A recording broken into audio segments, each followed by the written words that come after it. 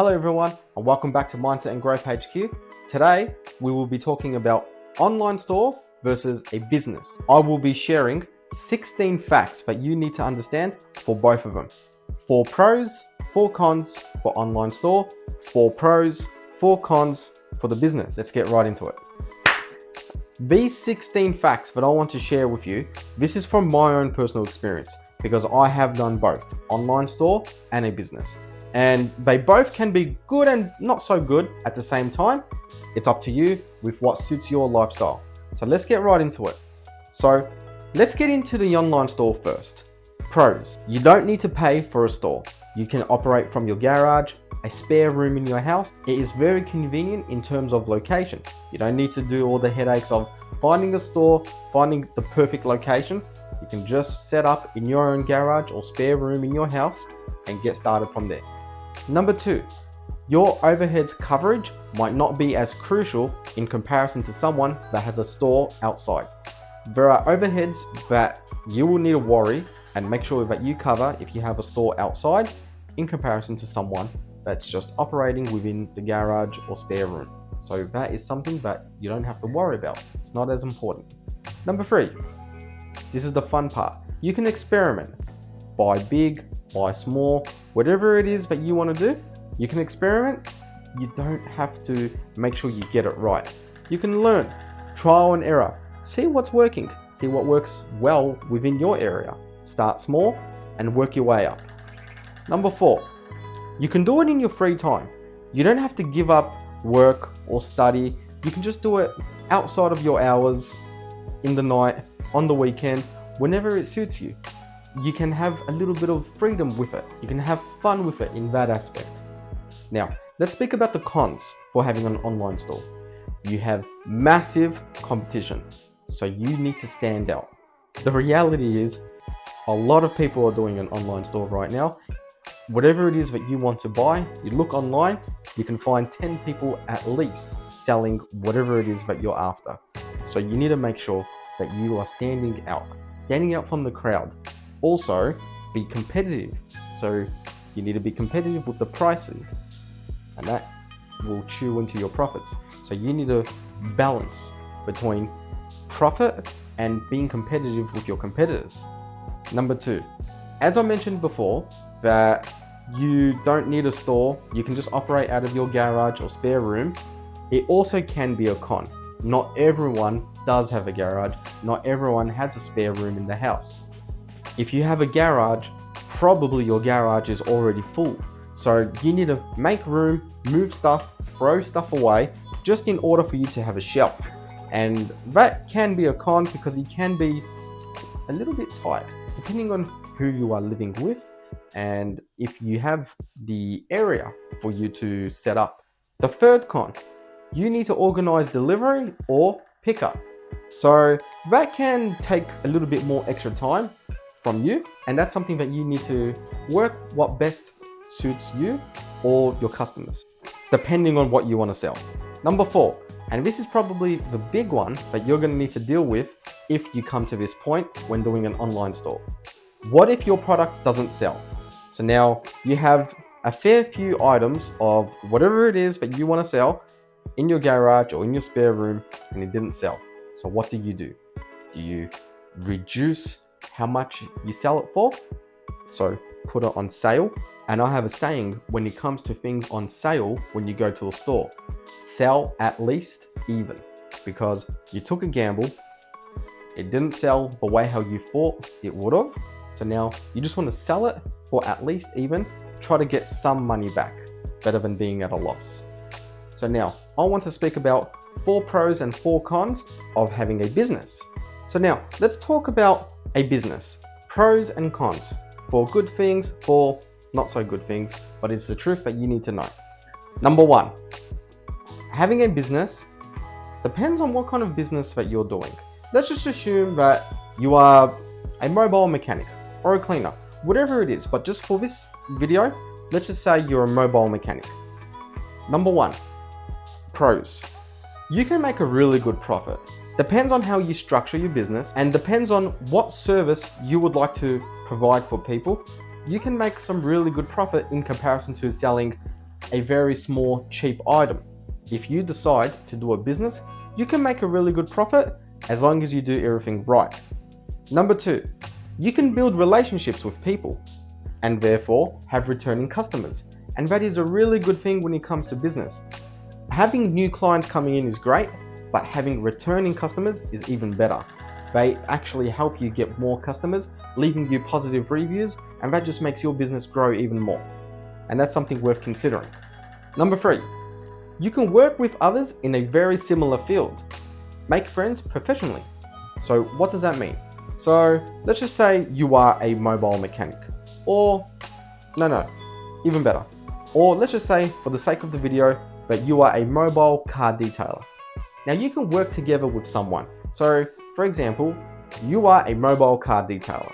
Now you make friends with someone that has a shop and they fix cars. They're a mechanic.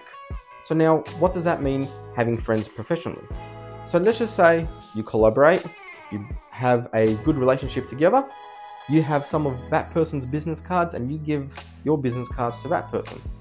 Every time you go and wash a car for someone, and let's just say you hear a few knocks, whatever it is, you can recommend your friend for them to go and get their car repaired. And it's vice versa the other way. If your friend has a customer and their car is absolutely filthy and it needs a good detail inside and out, they can recommend you for them to come and use your service. So that's a really good way of building professional relationships. It helps each other grow, and it kind of is a nice way of giving back to someone and they can give back to you. Number 4, once when you are set up, running it is easy. It's difficult at the start and structuring your business on how you want to do it. But once when you've done all the hard part, running it isn't as hard as you think. It's actually quite easy. The only challenge that you will come up afterwards is just getting more customers or new clients, whatever it may be that you want to do. That would be your challenge in the long term, but it's only the most difficult part in the beginning. So now that was 4 pros. Now let's speak about the 4 cons that you will probably experience when dealing with a business. Number 1, you will have more overheads that you need to cover. Insurance, whatever it may be that you're trying to do or want to do or considering, you're going to have more overheads. Number 2, it will require more time from you. So again, let's just assume for the sake of the video that you are thinking of doing a car detailing business. So it's going to require more time from you, more time for traveling, invoicing and quoting. That's something that you need to consider if you decide to start a business. It's going to take a little bit more time from you. Even once when you've done your setup, which is the most difficult part, later on, you're still going to have all those things that you need to consider when trying to run your own business.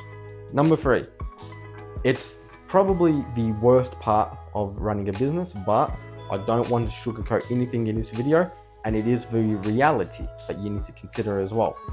You might, and I hope you don't, but you might find yourself chasing money.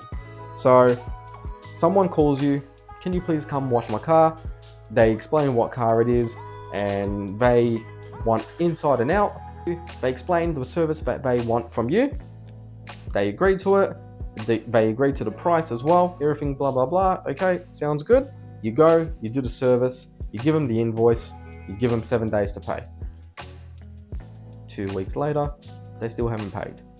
You might find yourself in that situation where you are now calling, chasing your money. So then you need to call, be all professional, and try to ask, when are you going to get your money? So that is a negative aspect of a business, but it is the reality. Number 4, and this is probably the big one, and you must understand this as well.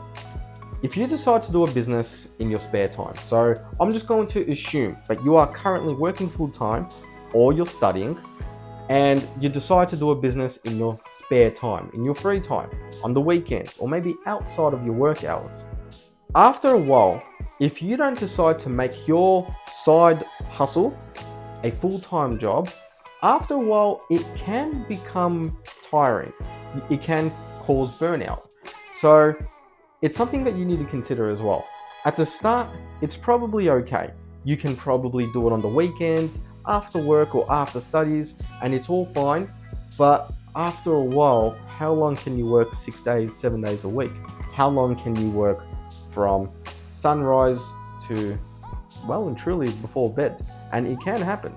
I've done it before, and in my experience, it's very tiring, especially if you work all day and then you dedicate a few hours exercise, eating right, and then you go on to do more work.